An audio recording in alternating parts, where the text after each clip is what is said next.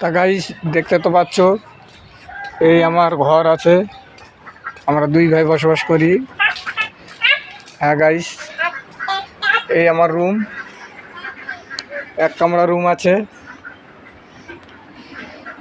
আর এই দু কামরা আছে। আমার একটা ছোট ভাই আছে, আমার বাবা মা এখানে থাকে।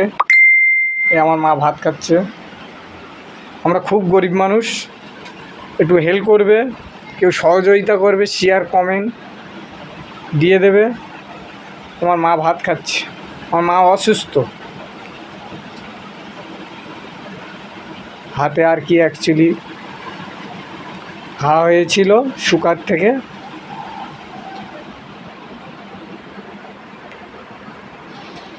আগে যে সাদা বালির গাঁথনি ছিল না, সেই সাদা বালির গাঁথনিতে আমরা খুব গরিব মানুষ, দিন আনি দিন খাই। তাই এই জগতে এসছি। আমাদের শর্ট ভিটে বাড়ি,